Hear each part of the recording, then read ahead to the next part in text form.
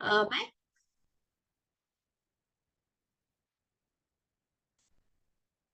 Bye mantra and music. तो प्राचीन काल से हो या पुराने जमाने से हो, हमारे घर के बुजुर्ग लोगों से और अपना बचपन अगर हमें याद आता है, तो हर एक घर में शाम को शुभम करोती होती थी। मतलब कोई तो मंत्र, स्तोत्र, संगीत, भजन कुछ तो हर रोज गाया करते हैं, बोलते हैं। तो इससे पूरा माहौल ही घर का बदल जाता है, एक पॉजिटिव एनर्जी हमें मिलती है। और यही बेस है म्यूजिक थेरेपी का। तो इससे चक्र अलाइन होते हैं, मतलब क्या होता है ये आज हम पूरा देखने वाले हैं। मतलब हर घर में देखो राम रक्षा तो होती ही है। राम रक्षा ये एक सुरक्षा कवच मंत्र बोले तो भी सुरक्षा कवच है। किस कौन सा भी मंत्र हम बोलते हैं तो एक पॉजिटिव एनर्जी शक्ति हमें मिलती है। तो इसी मंत्र का जाप हम आहत और अनाहत या अजपा जप में भी कर सकते हैं, या जोर से बोल के भी करते हैं।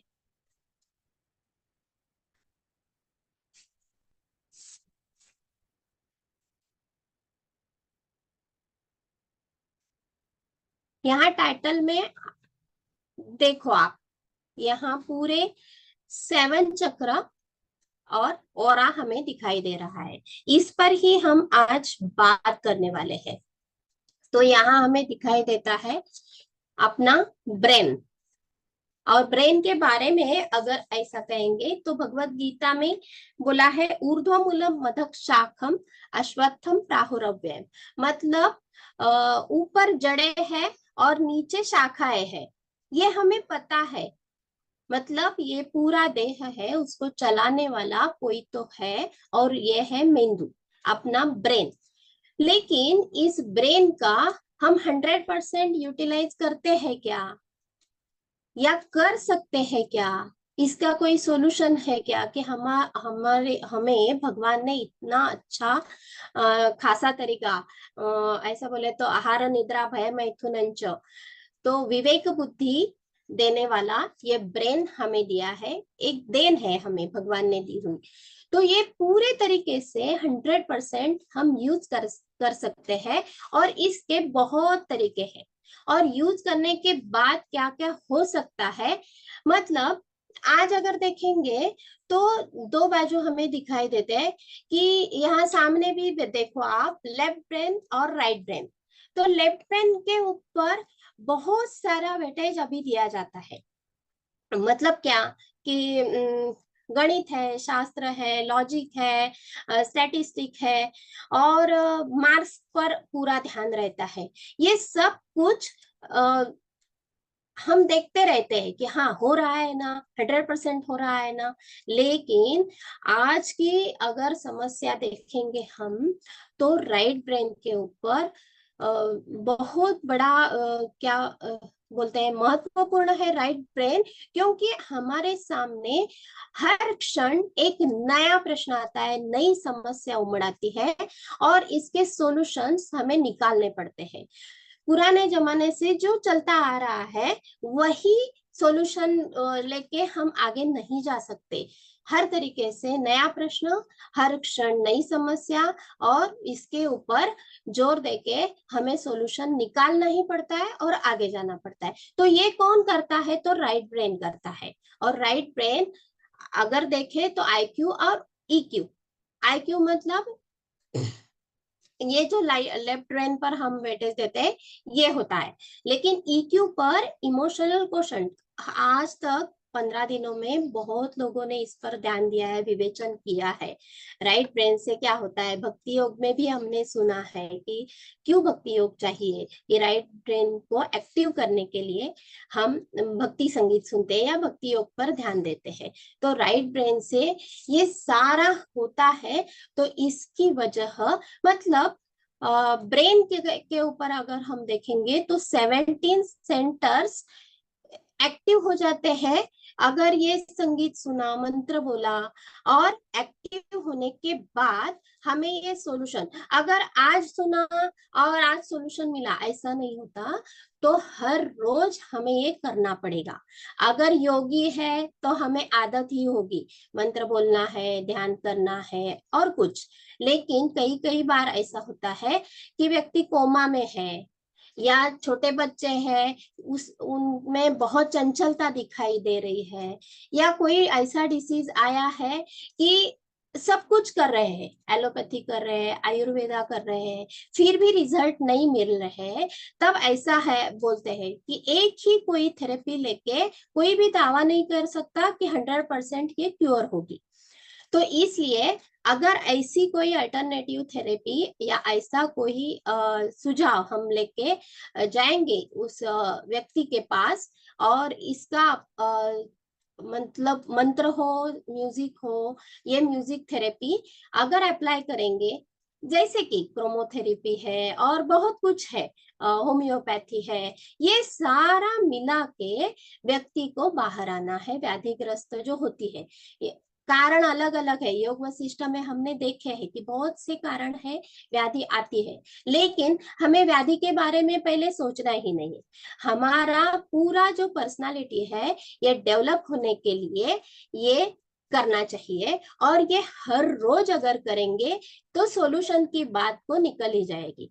तो सॉल्यूशन मिलता ही जाएगा, कौन सा भी हो। मतलब अगर हम देखेंगे ब्रेन का जो डेवलपमेंट है तो गर्भ में होता है तो 80% होता है, बाद में धीरे धीरे 5 साल हो गए तो 15%, पूरे 8 साल हो गए तो और 5%, और धीरे धीरे 10वीं तक जब बच्चा जाता है तब तो 1% भी यूज नहीं कर सकता, 1% भी उसकी ऐसा ब्रेन काम नहीं करता कि अरे सॉल्यूशन निकालना चाहिए। जो सामने आता है, जो जैसा पढ़ाया है वैसा करके आगे जाएंगे। लेकिन जब इंटरव्यू की बात आती है या कहाँ काम करना है, तो सामने से एक्सपेक्टेशन रहते हैं कि कोई नया ढूंढो, कोई नया करो, नए तरीके से काम करो, तो उसका मेंदू नहीं चलता। तो इसलिए ये सब कुछ करने के बाद अगर हम रिजल्ट देखेंगे तो बच्चे हो या बूढ़े हो, कि कोमा में व्यक्ति हो, वो भी बाहर आ जाती है। तो ये सारा है ब्रेन का और इस चक्र का खेल। तो क्या है ये मंत्रा एंड म्यूजिक थेरेपी? तो म्यूजिक थेरेपी मतलब स्पा फॉर द ब्रेन, मतलब अभ्यंग स्नान। क्योंकि हम क्या करते हैं, आज शरीर का कुछ भी प्रॉब्लम हो तो डाइट पर ध्यान देते हैं, एक्सरसाइज करते हैं, बहुत सारा कुछ करते हैं, लेकिन ब्रेन के लिए क्या करते हैं? अगर योगी हो तो ध्यान करते हैं, नहीं तो सामान्य लोग क्या कर सकते हैं, इसका सॉल्यूशन इस म्यूजिक थेरेपी में है, मंत्रा थेरेपी में है। ये मीडियम फॉर पॉजिटिव चेंज। मतलब हम देखते हैं हमारे जो कुछ क्षण परंपरा है, तो संगीत होने के बाद पूरा वातावरण ही बदल जाता है। जो कुछ मन में कुछ दुविधा है या मत्सर है, द्वेष है, ये सब कुछ निकल कर सारा घुल मिल जाता है, सारा समाज इकट्ठा होता है, कुटुंब परिवार सब जोड़ने का एक माध्यम है ये संगीत। Music therapy is the use of research based therapy. मतलब इस पर बहुत सारा रिसर्च हुआ है, लेकिन आज अगर देखेंगे तो बाहर बहुत रिसर्च हुआ है, मतलब भारत के बाहर बहुत सारा इस पर रिसर्च हुआ है, लेकिन अभी अभी थोड़े धीरे धीरे ये थेरेपी यहाँ शुरू हो रही है, यहाँ भी रिसर्च दिखने लगे हैं और लेने लगे हैं लोग थेरेपी। तो ये किस पर है ओवरऑल, अपना जो क्या बोलते हैं, ओवरऑल पर्सनालिटी डेवलप होने के लिए, मतलब फिजिकल, मेंटल, इमोशनल, जो कुछ हु ने डेफिनेशन बताई है, ये सारा इससे अचीव हो जाता है। तो किस पर ये इसका फाउंडेशन क्या है? तो पीएनआई चक्रा, मतलब साइको न्यूरोलॉजी और इम्यूनोलॉजी। मतलब साइको हमने देखा है कि मानसिक स्तर पर इसका परिणाम, अगर कुछ भी मन में कोई विचार आया और गड़बड़ाहट हो गई तो क्या है, पहला अटैक करता है शरीर पर, ब्रेन पर, और हमारी प्रतिकार क्षमता कम हो जाती है और हम व्याधिग्रस्त हो जाते हैं। यही बेस म्यूजिक थेरेपी के लिए चुना है। मतलब ये तीनों का एक दूसरे से संबंध है, एक दूसरे पर प्रभाव है। कोई भी इसमें गलती हो गई, कोई में किसी में भी बिगाड़ हो गया तो दूसरे पर उसका प्रभाव पड़ता है और व्यक्ति व्याधिग्रस्त हो जाती है। इसलिए उस पर बहुत ध्यान दिया है। ऐसा देखें तो ये सारा कानों से हम सुनते हैं, संगीत है अभी आपने सुना तो ऐसा लगता है पंचोंद्रिय से, मतलब ज्ञानेंद्रिय है 5 और इनों से हमें ज्ञान मिलता है तो 20% ज्ञान मिलेगा ऐसा लगता है। लेकिन 80% ज्ञान जो है वो कानों से मिलता है। तो इसका रोल जो है म्यूजिक थेरेपी का तो बहुत बड़ा है। तो आगे जाके हम देखेंगे कि शरीर जो कुछ है बना हुआ वो पंचकोश या पंचतत्व से बना हुआ है। तो पंचतत्व कैसे एक्टिव हो जाती है या पंचतत्व संतुलित कैसे हो जाती है, मतलब हम देखेंगे तो पिंडी ते ब्रह्मांडी या ब्रह्मांडी ते पिंडी ऐसा बोला जाता है। तो बाहर जो तत्व है वो ही अंदर है, और अगर वो संतुलित है तो पूरी बॉडी, शरीर, माइंड सब कुछ संतुलित रहेगा। तो इसमें हम देखेंगे कि पंचकोश और पंचतत्व ये भी रिलेशन है। अगर हमने देखेंगे हम कि मन में जो विचार आता है वो सारा प्रभावित कर देता है पूरे शरीर को। तो अगर हमने देखे पहला देखते हैं अन्नमय कोश, वो आहार लेते हैं तो अन्न से पूरा शरीर बनता है और प्राण से ऊर्जा मिलती है। और यहाँ ही चक्र का हम अभ्यास करने वाले हैं। प्राण से ऊर्जा मिलती है, मन में विचार आता है, ये सारे कोश हमें तैत्तरीय उपनिषद से पता है, हमने स्टडी किया है। तो अन्नमय कोश, प्राणमय कोश, मनोमय कोश, विज्ञानमय कोश और आनंदमय कोश, इसमें प्रभाव जो है पंचतत्व का वो पढ़ने से सकारात्मक या नकारात्मक कोई भी परिणाम हमें मिल सकते हैं। तो इस पर हमें काम करना चाहिए। तो आनंद भी मिलता है और स्वास्थ्य भी मिलता है। वैसे अगर नकारात्मक परिणाम हो गए तो व्याधिग्रस्तता भी आ जाती है। तो पहले ये जो दो थे, मतलब यहाँ जो हम थेरेपी का विचार कर रहे हैं तो ओम ध्वनि से ये पूरा ब्रह्मांड निर्माण हो गया। मतलब ओम से ये ब्रह्मांड तैयार हो गया, ओम से आकाश तत्व तैयार हो गया, आकाश से वायु तत्व, वायु से तेज तत्व, और तेज से आप तत्व जल तत्व, और जल तत्व से बाद में ये पृथ्वी तत्व। इसमें अगर आकाश तत्व में हमने देखा वो ये पंच तन्मात्रा है, मतलब आकाश का विशेष गुण है ध्वनि, और शरीर स्वास्थ्य में ध्वनि कंपनों का बड़ा सहयोग है। ये तत्व पूरे शरीर में उपस्थित है। आकाश तत्व के माध्यम से ये ऊर्जा हम खींचते हैं और पूरे शरीर में पहुंचाते हैं, और ये करने का काम जो है ये प्राण कोश करता है, अपना प्राणमय कोश। ये ऊर्जा ऊपर से आती है, खींची जाती है और पूरे शरीर में छोड़ती जाती है, और पूरा शरीर का स्वास्थ्य या संतुलन रखा जाता है। तो इसमें क्या है ये हमें पता है कि हम अनुलोम विलोम करते हैं, हमारी नाड़ियां है, क्या बोलते हैं, इड़ा पिंगला सुषुम्ना, इसका बहुत बड़ा रोल है। और इसे करने से वैसे देखे तो 72,000 नाड़ीज इन ह्यूमन बॉडी और भी हो सकती है। और 3 प्रिंसिपल नाड़ीज है, ईड़ा पिंगला और सुषुम्ना। तो ईड़ा पिंगला तो पता है हमें, लेकिन यहाँ सुषुम्ना का रोल बहुत बड़ा है। सुषुम्ना के बारे में अगर बोले तो शिव स्वरोदय में मतलब स्वामी सत्यानंद सरस्वती ने बहुत बड़ा विवेचन किया है, और हमारा जो हठ प्रतिपिका है स्वामी स्वात्माराम जी, इनके पुस्तिका में भी बहुत इसके बारे में दिया है कि ये सुषुम्ना नाड़ी जो है, जो अपने ब्रेन में, मतलब अगर शास्त्रीय बारे में बोलेंगे तो सेरेब्रल फ्लूइड रहता है, वो जितना सीक्रेट हो जाता है, इससे हमारा पूरा शरीर अच्छा रहता है। इसके बारे में अगर हम बोलेंगे तो चंद्र रस, अमृत, अमृत या चंद्रामृतम ऐसा बोलते हैं कि विपरीत करणी करते वक्त, या खेचरी मुद्रा क्यों लगाते हैं कि ये जो चंद्रामृत है वो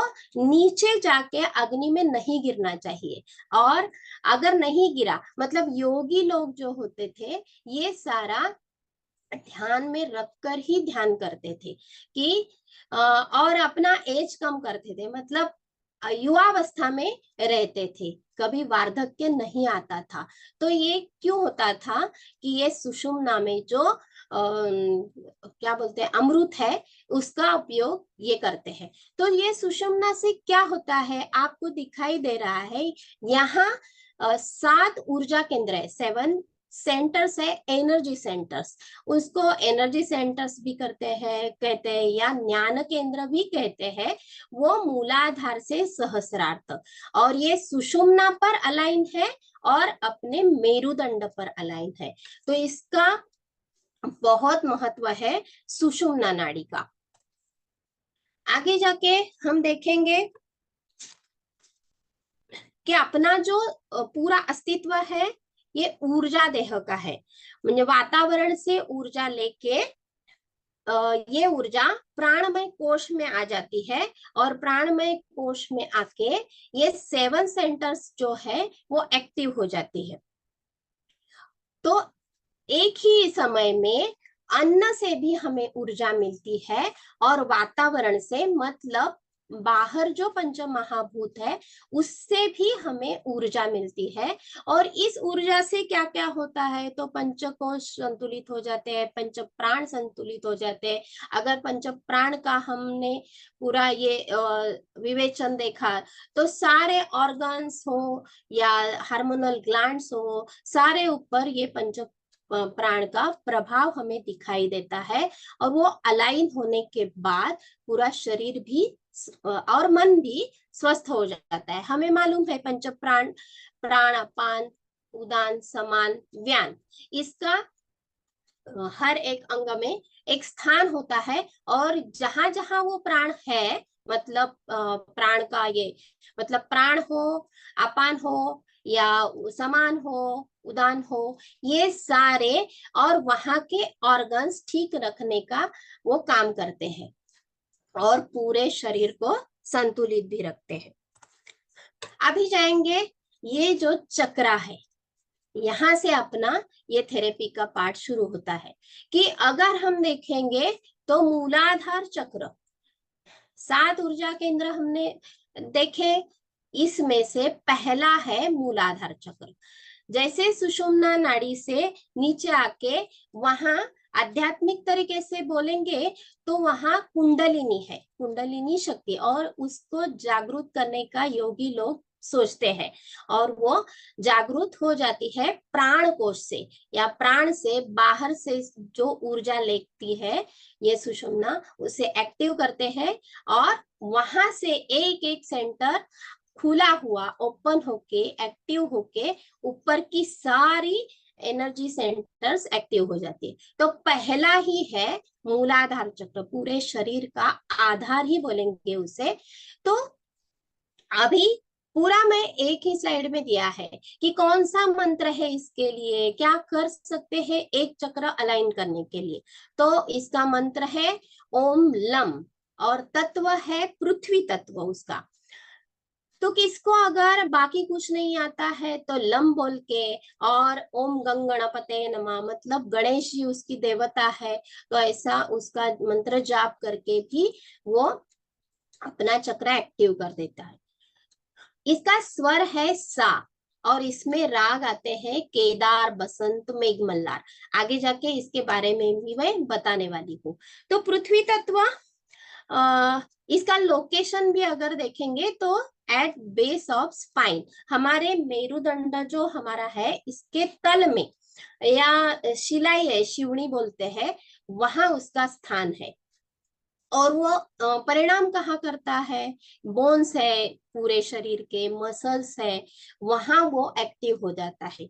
और मूलाधार चक्र मतलब शरीर का पूरा ढांचा ही उस पर अवलंबन है। इसके बेनिफिट्स क्या है कि हमारी विल पावर इससे बढ़ती है। और अगर ये जो पृथ्वी तत्व है, मतलब बाहर की ऊर्जा लेके अंदर संतुलित करने के लिए जो पृथ्वी तत्व संतुलन हो रहा है, अगर इसमें कुछ भी बिगाड़ हो गया, मतलब पृथ्वी तत्व ज्यादा हो गया, अगर कम हो गया, तो दोनों तरीके से हमें व्याधि होना शुरू होता है। मतलब ज्यादा हो गया तो हमारे बोन्स कड़क हो जाएंगे, मसल्स कड़क हो स्टिफ हो जाएंगे, हमारा जो बोलते हैं विल पावर जो है, तो हम अरोगेंट हो जाएंगे, ऐसा कुछ प्रभाव हमें दिखाई देगा। और कम हो गया तो हमारा कॉन्फिडेंस ही चला जाएगा, हमारे बोन्स मसल्स वीक हो जाएंगे। इससे हमें पता चलता है कि मुझे अभी मूलाधार चक्र पर काम करना है। तो इसके तरीके बहुत अलग अलग हैं। तो इसका कलर भी है, अगर जब कभी हम ध्यान करने वाले हैं तो इस कलर पर हम ध्यान करके हमारा चक्र हम एक्टिव कर सकते हैं। बाकी कुछ भी नहीं हमें आया, ना मंत्र बोलने आया, ना कुछ स्तोत्र आया, ना कुछ राग सुनाया, कुछ भी नहीं किया, और फिर सिर्फ इस चक्र को देखेंगे और उस पर ध्यान करेंगे तो भी ये चक्र एक्टिव हो जाता है। आगे आता है स्वादिष्ठान चक्र। स्वादिष्ठान चक्र का नाम ही है ऐसा कि स्व का अधिष्ठान, मेरा खुद का परिचय हमें स्वादिष्ठान चक्र देता है। और ये जल तत्व का अधिष्ठान है। इसका मंत्र है ओम वम। ब्रह्मा का अधिष्ठान है ओम ब्रह्मणे नमः। जब कर सकते हैं, स्वर है रे, राग है दरबारी, कानड़ा, मारवा, लोकेशन है बिलो नॉवल। मतलब जहां चक्र का लोकेशन रहता है उसके आजू बाजू के ऑर्गन्स और ग्लैंड इससे अफेक्ट हो जाते हैं, या उस पर उसका प्रभाव रहता है। कोई भी व्याधि आती है, हमें अगर पता चला ये मुझे हाँ बिलो नावल किडनी का प्रॉब्लम है, या इंटेस्टाइन का प्रॉब्लम है, या रिप्रोडक्टिव सिस्टम का कुछ प्रॉब्लम है, तो मुझे स्वादिष्ठान चक्र पर काम करना चाहिए, ये हमें पता होता है। आगे जाके मणिपुर चक्र। मणिपुर चक्र का कलर है पीला। और ये सारे कलर जो है ना, ये सृष्टि में से है, मतलब सूर्य के जो कलर है, इंद्रधनुष रंग, ताना पीही निपाजा हम बोलते हैं, तांबड़ा, नारंगी, पिवड़ा, ये जो कलर है वही इसमें अलाइन है। और जो स्वर मैं बोल रही हूँ, मतलब इसका मणिपुर चक्र का है ओम रम, ये इसका मंत्र है। तो रम तो बहुत लोगों को पता है कि आपको कुछ भी प्रॉब्लम हो, आप राम रक्षा बोलो, तो राम रक्षा का पूरा प्रभाव ही मणिपुर चक्र में पड़ता है। तो मणिपुर चक्र जो है ये एब्डोमिनल रीजन, मतलब पेट का अपना सारा जो एरिया है। और आप भी देखो, अगर मन में कोई विचार आया, कुछ गलत विचार आया, तो पहला असर हमारे पेट पर होता है और व्याधि पेट से ही निर्माण हो जाती है। तो इस पर अगर हम काम करेंगे मणिपुर चक्र पर, तो भी सारी चक्र अलाइन हो जाती है। तो मणिपुर चक्र इसलिए महत्वपूर्ण है। तो इसका स्वर है ग, राग है खमा, धानी, पुरिया, यमन, लोकेशन है बिलो रिपकेज। और लीवर, गॉल ब्लैडर, स्प्लीन, इसका कुछ भी प्रॉब्लम हो या इसको संतुलित रखना है, इसका स्वास्थ्य अच्छा रखना है, तो मणिपुर पर आपको काम करना है। और मणिपुर मतलब तेज है, हमारा चेहरा अगर तेजस्वी दिखता है तो हमारा मणिपुर चक्र संतुलित है, ये हमें पता चलता है। कुछ भी गड़बड़ी हो गई, हमारा अग्नि भड़क गया, मतलब पित्त भड़क गया, तो भी प्रॉब्लम हो जाता है। इसलिए मणिपुर चक्र पर काम करना है, कूलिंग इफेक्ट उसे देना है, और उसका ध्यान, मतलब अग्नि का ध्यान हमें हर क्षण रखना है, तो पूरा शरीर भी अच्छा रहता है। आगे जाएंगे अनाहत चक्र पर। अनाहत चक्र ये हृदय स्थान पर है। जो कुछ हमारा प्यार है, वात्सल्य है, ये सारा इससे दिखाई देता है। इसका मंत्र है ओम यम, और तत्व है वायु तत्व। और वायु को तो आपको पता है, ये इतना चंचल होता है, जितना चंचल है उतना सभी जगह वो जाता है और सबको अच्छा रखता है। तो वायु का स्थान मतलब प्राण कोश का स्थान, ये प्राण ऊर्जा जो पूरे सृष्टि से, ब्रह्मांड से आती है, ये अनाहत के यहाँ आती है, और अनाहत ही सब कुछ घटित करता है। तो इसकी डेटी कौन है? ओम उमा महेश्वराभ्याम। यम का उच्चार कर सकते हैं, म का स्वर का उच्चार कर सकते हैं, और राग है जोगिया बागेश्वरी भैरवी, और लोकेशन है हार्ट, और हार्ट लंग्स, इस सारों के ऊपर इसका प्रभाव रहता है। अनाहत चक्र के ऊपर हम देखेंगे तो प्राण कोश का जो स्थान है, मतलब पंच प्राण है, उप प्राण है, इसको कार्यरत करना और एक्टिवेशन करना, ये भी ये चक्र का ही काम करता है। मतलब ये चक्र एक्टिव होने से पंच प्राण, उप प्राण अच्छी तरह काम कर सकते हैं।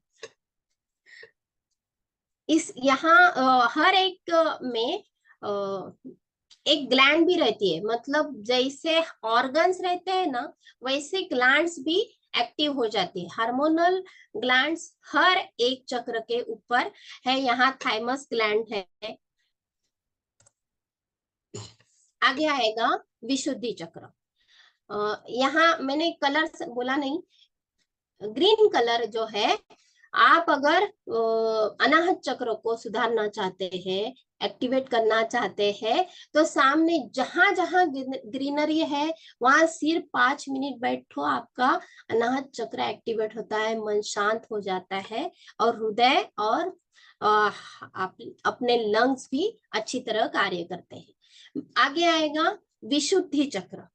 विशुद्धि चक्र का अर्थ ही ऐसा है कि विशेष तरीके से शुद्धि करना। तो यहाँ थोड़ा सा ग्लैंड का भी महत्व है। यहाँ है आकाश तत्व, जो मैंने पहले बोला कि आकाश तत्व ध्वनि का गुण बोलता है, और ये ध्वनि आकाश से रिलेटेड है, और विशुद्धि चक्र ही आकाश से रिलेटेड है। ये सरस्वती का स्थान है। अगर हमारा स्पीच अच्छा होना चाहिए, या कुछ भी प्रॉब्लम हो, स्पीच का हो या एक्सप्रेशंस का हो, मतलब मेरी भावना है जो मैं अच्छी तरह सामने वाले को बोल नहीं पाती, बता नहीं पाती, एक्सप्रेस नहीं कर पाती है खुद को, तो ये सारा विशुद्धि चक्र का बिगाड़ है। तो खुद के लिए ये विशुद्धि चक्र बहुत महत्वपूर्ण है, क्योंकि हम देखते हैं यहाँ थायराइड ग्लैंड का स्थान है। मतलब इस मणिपुर चक्र का लोकेशन ही थ्रोट है, और यहाँ थायराइड पैराथायराइड ग्रंथि दिखाई देता है, जो घुसमट बोलते हैं, अटकन है, ये सारा विशुद्धि चक्र की देन है। सुधारना है, खुद को अच्छा स्वस्थ रखना है, तो विशुद्धि चक्र पर काम करना चाहिए। इसका स्वर है प, और राग है काफी, मधुवंती, मुल्तानी, और सरस्वती का इसे वरदान मिला है। आगे आएंगे आज्ञा चक्र। अभी हमने देखे मूलाधार, स्वाधिष्ठान और मणिपुर, ये शरीर से संबंधित है पूरे, और पूरे आगे आएंगे तो अनाहत और विशुद्धि, ये मन के ऊपर प्रभाव करते हैं। अभी आगे जाएंगे आज्ञा चक्र के यहाँ तो आज्ञा चक्र और सहस्रार चक्र ये अलग अलग तरीके से काम करते हैं। मतलब इसका तत्व है महत्त्व, मतलब क्या है, स्पिरिचुअल ये वे से, आध्यात्मिकता की ओर से अगर हम देखेंगे तो हमें जो मुक्ति का द्वार खोलना है, आगे जाना है, मोक्ष पाना है, तो इसके लिए ये दोनों चक्र काम करते हैं। और पुराने जमाने में हमारे सारे जो ऋषि मुनि थे, उनको जो ज्ञान मिला वो आज्ञा चक्र की वजह से मिला। मतलब क्या, भ्रू मध्य में, आज्ञा चक्र में ये दिव्य दृष्टि देने वाली एक शक्ति है। यहाँ अगर हम ध्यान करेंगे तो दिव्य दृष्टि पा सकते हो, और अंतर्दृष्टि, अंत प्रज्ञा जागृत हो जाती है। मतलब हमारे अंदर ऐसी कोई तो सुप्त शक्ति है जो जागृत हो जाती है, और हमारा जो दैनंदिन रूटीन है वो ही चेंज होता है, और हम योगी की तरफ, योगी बनने की स्टेप में धीरे धीरे जाने लगते हैं। तो इसका मंत्र है ओम, और रुद्र देवता है, ओम भगवते रुद्राय नमः जाप करके भी उससे हम एक्टिव कर सकते हैं। ध उसका स्वर है, और आसावरी, बिलावल, भैरव ये राग है। इसके लोकेशन है सेंटर ऑफ द आईब्रोज, और सारे सेंसरी ऑर्गन्स पर ये काम करता है। और यहाँ हमने बोला कि ऊपर जाने का रास्ता, मतलब आज्ञा चक्र को ब्रेन से आदेश आते हैं, और ये सारे मतलब आज्ञा मिलती है, और ये चक्र पूरे शरीर को आज्ञा देता है। मत ऑर्गन्स हो, एक एक सेल्स को आज्ञा देने वाला ये चक्र है। मतलब पूरा कंट्रोल ही है बोला तो भी चलेगा। जैसे विशुद्ध चक्रों को भी एक महत्व है। आपको पता है कि भगवान शंकर ने अमृत मंथन के वक्त विष यहाँ रखा पकड़ के, जो ऊपर जाया गया तो भी प्रॉब्लम हो जाता है, नीचे गया तो भी प्रॉब्लम हो जाता है, तो मध्य में रखा। वैसा आज्ञा चक्र का रोल बहुत बड़ा है। और आज्ञा चक्र के यहाँ हमें पीनियल ग्लैंड दिखती है, जो पिट्यूटरी ग्लैंड से एक्टिव हो जाती है और सबको एक्टिव कर देती है। तो शास्त्रीय दृष्टि से भी इसका महत्व बहुत है कि ब्रेन से आने वाली सारी सेंसरी ऑर्गन्स को जाने वाली संवेदनाएं यहाँ से ही आगे जाती है, तो इससे अंत प्रज्ञा जागृत हो जाती है। आगे है सहस्रार चक्र। मतलब ये दिखाई नहीं देता, कभी कभी ये 7 चक्रास को षट चक्र बोलते हैं, और कभी कभी 7 चक्रास बोलते हैं, क्योंकि षट चक्र हमारे शरीर पर है, और सहस्रार चक्र है जो ऊपर की लेवल है, जो हमें आकाश तत्व तक, मतलब परम तत्व, परमेश्वर के यहाँ लेके जाने वाला। और दूसरा जो बात है, प्राण कोश को या प्राण ऊर्जा को पृथ्वी के अंदर, ब्रह्मांड के अंदर जो सारे पंच महाभूतों की ऊर्जा है, वो सारी खींचने की ताकत भी सहस्रार में भी है। बचपन में हमें आगे पता है कि छोटा बच्चा जब जन्म लेता है तो उसकी तालू जो होती है वो थोड़ी सी ऐसी ये रहती है, और वहां उसका प्राण है, यहाँ ऊर्जा उससे मिलती है, परमेश्वर से जुड़ा होता है वो बच्चा। लेकिन जब वो भर जाती है तो उसका परमेश्वर से जोड़ना या उसका जो संबंध है वो टूट जाता है। लेकिन आत्मा को तो परमेश्वर से जोड़ना है, उसका अंतिम लक्ष्य, आत्मा का लक्ष्य वो रहता है कि मुझे परमेश्वर से मिलना है या परमेश्वर में सम्मिलित हो जाना है। तो ये मनुष्य देह में आके हम भूल जाते हैं। अगर हम योगी बनना चाहते हैं तो ये हम अचीव कर सकते हैं सहस्रार चक्र से। मतलब मूलाधार से सहस्रार तक सारे चक्र धीरे धीरे अलाइन करके अगर हम आगे जाएंगे तो सहस्रार चक्र खुलता है और हम आगे निकल जाते हैं। तो पूरा जो चैतन्य देने वाला चक्र है ये सहस्रार चक्र। और जीव शिव की भेंट ऐसा मराठी में बोलते हैं कि यहाँ अनाहत के यहाँ जो मी है, जीव है, उसको ऊपर जाके शिव को मिलना है। तो ये सहस्रार चक्र का काम है। और यहाँ जाते हैं तो हमारा आनंद कोश खुलता है और हम आत्मानंद जो बोलते हैं वो अवर्णनीय ऐसा कुछ हमें प्राप्त होता है। अतः ये सारा जो मैंने बताया तो कहाँ कहाँ है, तो पतंजलि योग सूत्र में इसके कुछ सूत्र दिए हैं।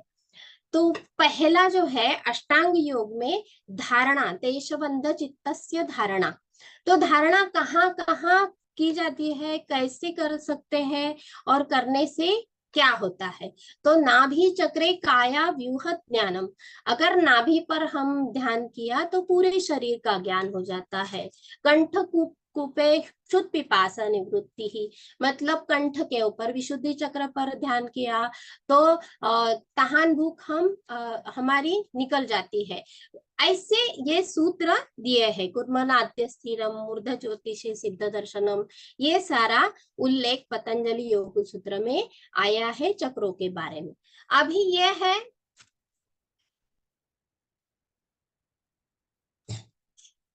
Music therapy. मतलब म्यूजिक थेरेपी, मंत्रा या म्यूजिक का उगम कहाँ है, ओरिजिन ऑफ इंडियन म्यूजिक। तो ये अगर हम देखेंगे तो मंत्रा तो चक्रा बेस्ड साउंड है। हमें पता है कि हाँ मंत्र पूरे पुराने जमाने से वेद उपनिषद से आए हैं और वहाँ उसके सारे बेनिफिट है वो भी हमें पता है। लेकिन थोड़ा अलग जो है वो है म्यूजिक। तो म्यूजिक कहाँ से आता है, वो निसर्ग में ही है, सृष्टि में उपस्थित है। और ओम ध्वनि से, जैसे हमने बोला कि ओम ध्वनि से वो आया है और निसर्ग में बहुत सारा है। और लिटरेचर अगर देखेंगे तो वो वैदिक लिटरेचर, इंडियन म्यूजिक वेद में दिखाई देता है। और वेद कौन सा है, तो सामवेद। तो भगवान ने भी भगवत गीता में इसका उल्लेख किया है कि सामवेद ही बहुत। आज ही महाराष्ट्र टाइम्स ने एक लेख आया है कि ये सामवेद कहाँ से आया, तो ओम से ब्रह्मांड की निर्मिति हुई और पहले सामवेद की निर्मिति हो गई। जैसे भगवत गीता में बोला है भगवान ने कि वेदानाम सामवेदोस्मि, कि सबसे अच्छा विभूति जिसे माना जाता है वैसा ये सामवेद है। और सामवेद की शाखा है गंधर्व वेद और उसमें ये आहत अनाहत नाद का उल्लेख आ जाता है। और यही ध्वनि का उल्लेख है कि ये जो आहत अनाहत नाद है, आहत नाद मतलब सृष्टि में ब्रह्मांड में जो कुछ हमें कानों से सुनाई देता है ये सारा आहत नाद है। और अनाहत नाद कौन सा है, जो हमें अंदर से सुनाई देता है। तो ये सारा म्यूजिकल होली बुक्स, ब्रह्मांड ग्रंथ, आरण्य ग्रंथ, उपनिषद ग्रंथ, शिक्षा ग्रंथ, पाणिनि शिक्षा, ऐसे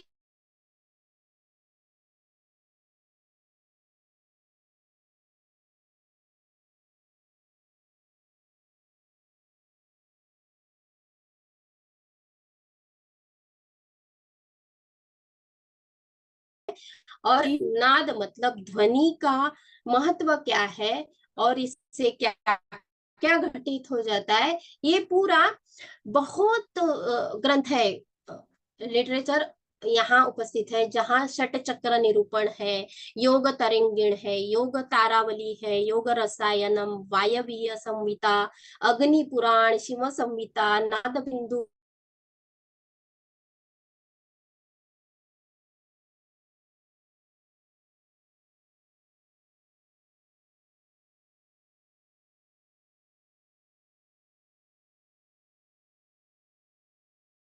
के बारे में बहुत कुछ इसमें बताया गया है। बाद में हमें जो पता है वो है हठ प्रदीपिका, जिसमें आता है नादानुसंधान, जिसका अभ्यास हमने किया है। जो 1.25 कोटि नाद प्रकार है, लय प्रकार है, इसमें नादानुसंधान को श्रेष्ठ माना है। उसमें बहुत सारे, एक पूरा चैप्टर ही नादानुसंधान पर दिया है। तो उसमें कुछ श्लोक मैंने यहाँ लिए हैं। मकरंद पीबम भृंगो गंधनापेक्षते यथा, मतलब भूंगा जो रहता है उसको वही गंध अच्छा लगता है, बाकी कुछ विषय वो सुनता नहीं, वैसा नाद से हो जाता है। तो अगर नाद का ध्यान करने का मन अगर उसमें क्या बोलते हैं, एक धुंधी चढ़ गई हमें, तो हम बाकी सब कुछ भूल जाते हैं, और कितना टाइम हमारा इस ध्यान में जाता है हम बता नहीं सकते। ऐसा ही ये है नादानुसंधान। उसमें हमने देखे हैं कि आरंभ, घट, परिचय, निष्पत्ति, ये सारे स्टेप्स है। जो योगी लोग होते हैं उनको अनाहत ध्वनि आ जाती है, मतलब शंख, बेरी, घंटा, ऐसे सारे नाद उसे सुनाई देते हैं। ये सारा हम भी कर सकते हैं म्यूजिक थेरेपी के बारे में। तो यहाँ आता है स्वर।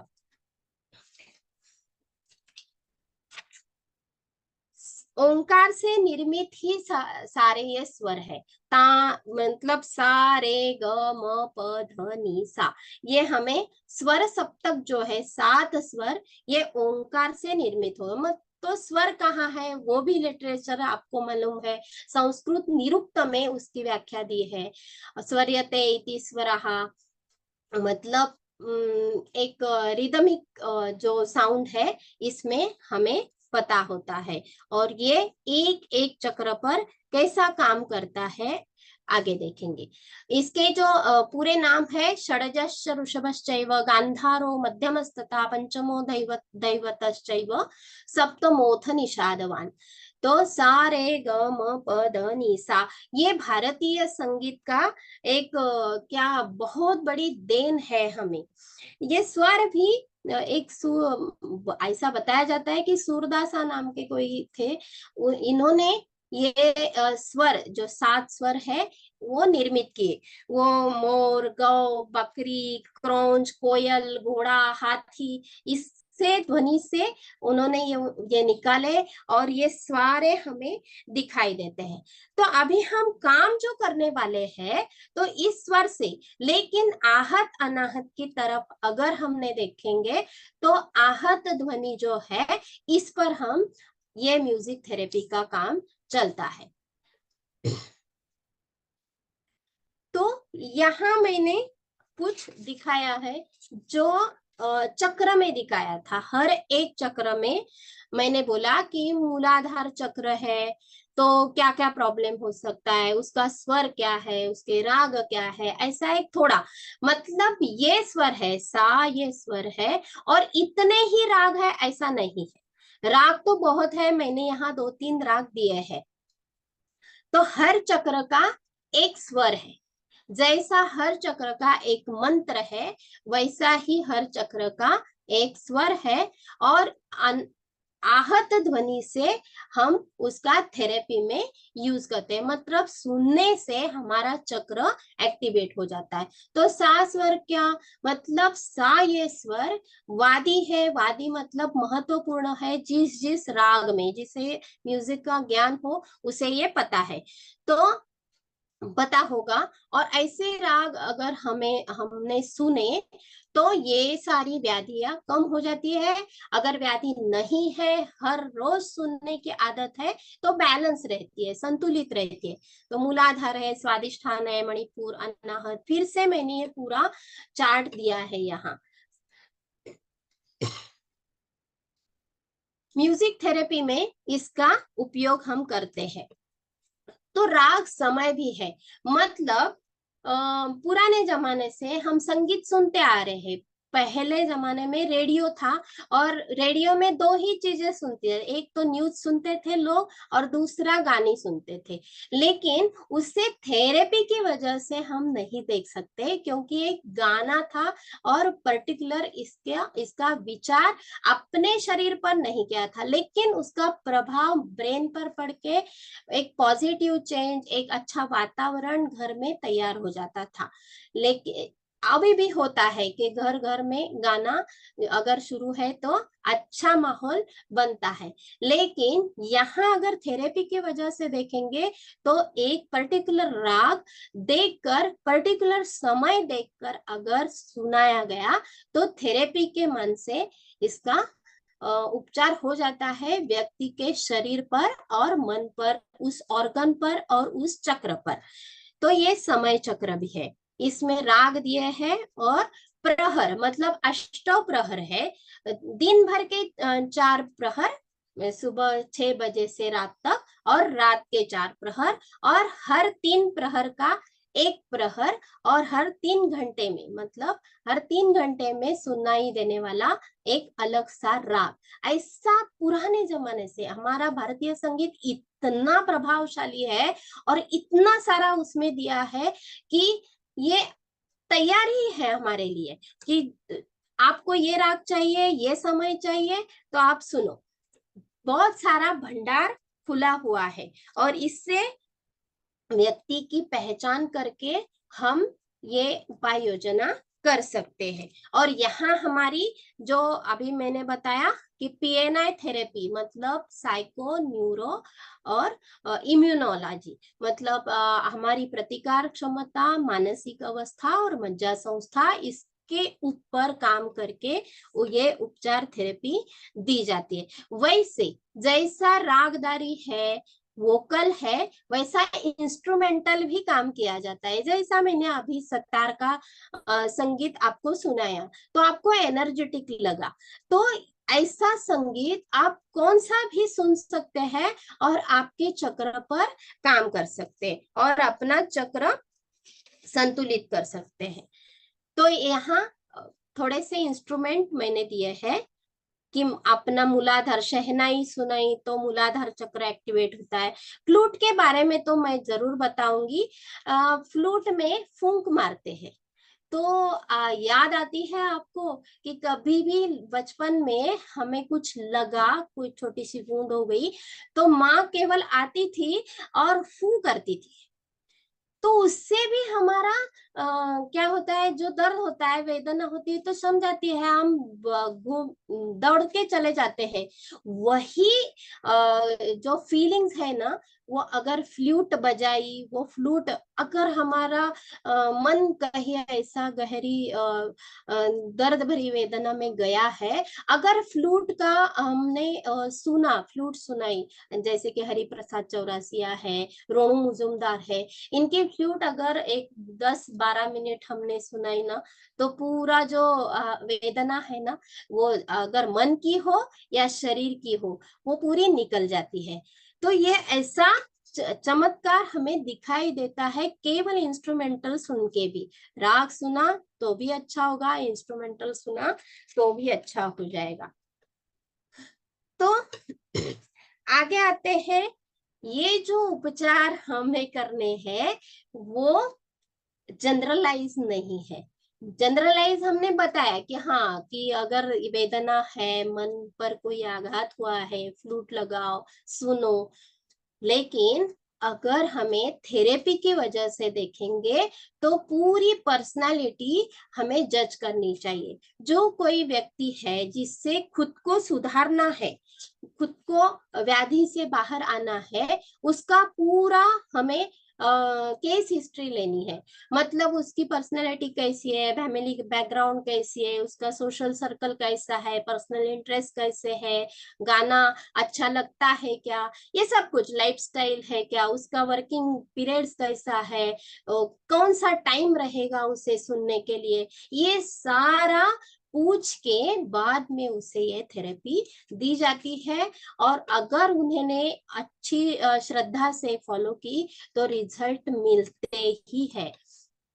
तो बेनिफिट ऑफ म्यूजिक थेरेपी हमने देखा है, आयुर्वेद की व्याख्या है कि समदोष समाग्निश समधातु मलक क्रिया प्रसन्नात्म इंद्रिय मन स्वस्थ इत्यभिधीयते, सुश्रुत संहिता में ये व्याख्या बोली है। तो ये सारा मतलब पंचकोश हो, पंचधातु सप्त धातु हो, अग्नि हो मतलब 13 अग्नि है हमारे, वो हो, त्रिदोष हो, इन सारों का संतुलन इस चक्रों से होता है। ये इस पर आप ट्रस्ट रखना चाहिए कि ट्रस्ट रखो और ये करना शुरू करो। तो ये सपोर्टिव थेरेपी करके हम यूज कर सकते हैं। मतलब कभी कभी ऐसा होता है, हम लोगों को योग सीखे हैं तो लोगों को बोलते हैं चलो आसन करो, प्राणायाम करो, आप ठीक हो जाओगे।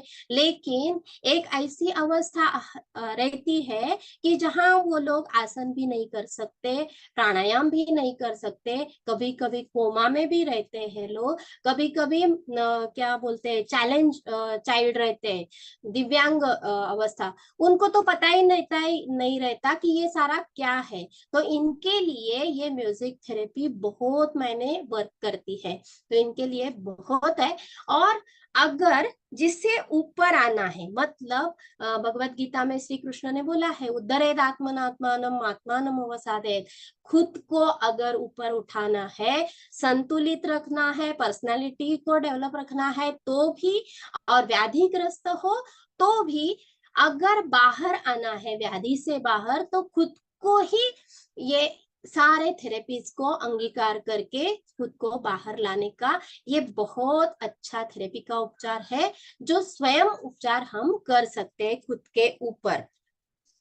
तो और सबसे महत्वपूर्ण बात है कि ये सारा संगीत बहुत मायने हमारे भारत में, प्राचीन भारतीय हिंदुस्तानी संगीत है, कर्नाटकी संगीत है, बहुत तरीके से हमारे हाथ में ही उपलब्ध है, जो यूज करके हम खुद को अच्छी तरह रख सकते हैं। तो कंक्लूजन क्या है? पूरा चक्र संतुलन इस म्यूजिक थेरेपी से हो जाता है। और चक्र जब संतुलित होता है तो चक्र संतुलन के लिए हम मंत्रों का भी विचार किया है, और म्यूजिक थेरेपी का मतलब रागदारी संगीत है उसका भी विचार हमने किया है, और इंस्ट्रूमेंटल हो, वोकल हो, इसका षट चक्र पर, ये 7 चक्र पर परिणाम, अच्छा परिणाम मिलता है। और पूरा शरीर, मतलब पंचकोश हो, चक्रा हो, धातु हो, त्रिदोष हो, सब कुछ, मन का हो, सब कुछ अलाइन करने का सामर्थ्य इस म्यूजिक थेरेपी में, ओवरऑल पर्सनालिटी डेवलपमेंट इससे हो जाती है। इसलिए ये म्यूजिक थेरेपी बहुत महत्वपूर्ण है, जो सपोर्टिव थेरेपी करके हम यूज कर सकते हैं। इसका रिसर्च भी बहुत है। बिब्लियोग्राफी में मैंने थोड़े से इसके ये दिए, हठ योग प्रदीपिका, पतंजलि योग सूत्र, कहाँ कहाँ उसका उल्लेख आता है, या संगीत का कहाँ उल्लेख है, और म्यूजिक थेरेपी के बारे में किसी किसी ने रिसर्च किया है, ये भी यहाँ मैंने लिखा है। रिसर्च गेट पे आपको ये सारे पेपर्स मिल सकते हैं कि कैसी कैसी केस हिस्ट्री होती है, कौन सी व्याधि होती है, कैसा उपाय सॉल्यूशन बताया जाता है। तो ऐसा ये म्यूजिक थेरेपी का सेशन है।